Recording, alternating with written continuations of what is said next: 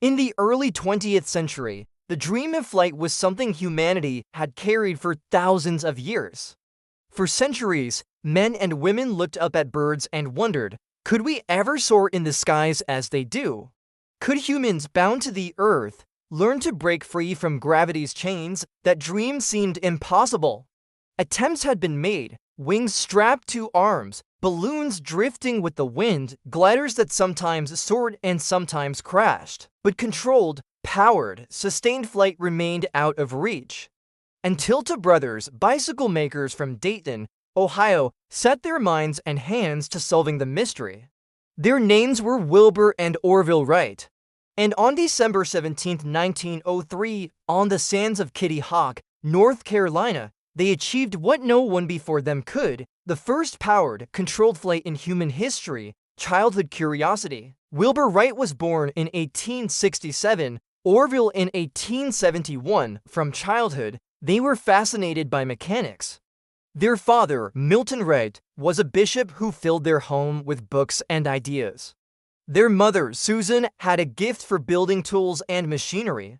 From her, the brothers inherited not only their skillful hands, but also their inventive spirit. One day, their father brought home a toy helicopter made of bamboo, paper, and a rubber band. When wound up, it spun into the air and hovered briefly before fluttering back down. The young brothers were captivated. They played with it until it broke, then built their own. That toy sparked a lifelong fascination with flight. From bicycles to wings, by the 1890s, the brothers owned a small bicycle shop in Dayton. They repaired bikes, sold them, and even built their own models. Working with gears, wheels, and chains, they learned the value of balance, precision, and design. At the same time, pioneers like Otto Lilienthal in Germany were experimenting with gliders. Lilienthal's work fascinated the Wrights.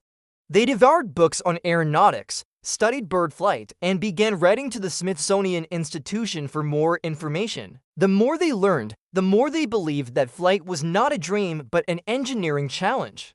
Like a bicycle, it was a matter of balance and control. The challenge of control, many inventors believed flight was simply about building a powerful engine. But the Wright brothers realized something different. The real challenge was control.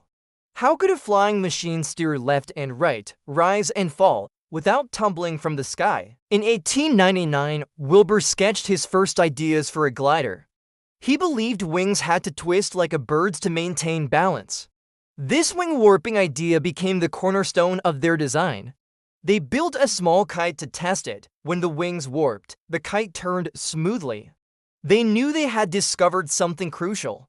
The first gliders in 1900, the brothers traveled to Kitty Hawk, North Carolina, chosen for its steady winds and soft sand. There they tested their first glider. It flew, but with less lift than expected. They kept experimenting. In 1901, their second glider performed poorly, and doubts crept in. Orville later admitted, not in 1,000 years would man ever fly, yet Wilbur's determination did not waver. He wrote, I believe in it yet. They decided to test scientific theories themselves. They built a small wind tunnel in their bicycle shop and experimented with over 200 wing shapes, measuring lift and drag with homemade instruments. Their results overturned established beliefs and gave them accurate data for wing design. The 1902 glider armed with this new knowledge. The brothers built a larger glider in 1902. This time, it worked beautifully. With wing warping for roll, a movable rudder for yaw, and an elevator for pitch, they achieved full three-axis control, the foundation of all modern airplanes. But one thing was missing: power. They needed an engine to drive their machine into the air. Building the first flyer, no engine on the market was light enough for their needs. So the brothers built one themselves, with the help of their mechanic, Charlie Taylor. It produced 12 horsepower and weighed just 180 pounds. They mounted it on a new aircraft, the Wright Flyer, with a wingspan of 40 feet and covered in fabric. It looked fragile, but it was a masterpiece of engineering. Twin propellers, also designed by the brothers, were connected to the engine by bicycle chains. By December 1903, everything was ready. The day of the first flight, the morning of December 17, 1903, was bitterly cold and windy. The brothers and a few local men gathered at Kill Devil Hills near Kitty Hawk. The flyer rested on a wooden rail, ready to launch. At 10:35 a.m., Orville climbed aboard. Wilbur steadied the wingtip, the engine sputtered, then roared to life.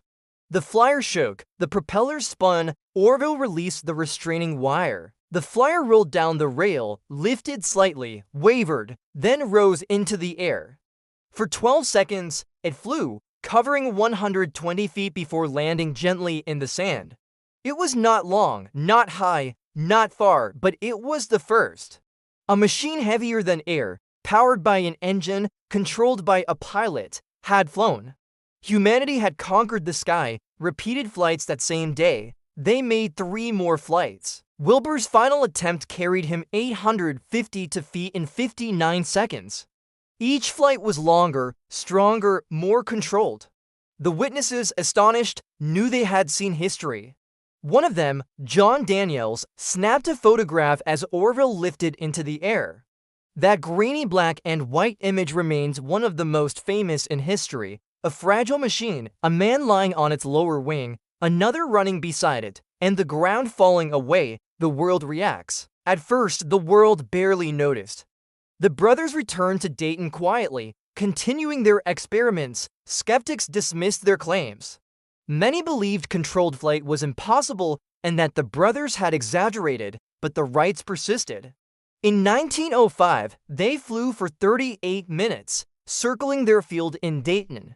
By 1908, they demonstrated their planes in France and America. Crowds cheered as they soared overhead, turning, climbing, and gliding with ease. The doubters were silenced. The age of flight had begun. Legacy of the first flight. The Wright brothers' achievement was more than a technological milestone. It changed the world. Within a decade, airplanes were used in warfare. Within a generation, they connected continents. Within a century, flight became ordinary, carrying millions of passengers daily. The brothers themselves remained humble. "We were lucky enough to stumble onto one idea," Orville said.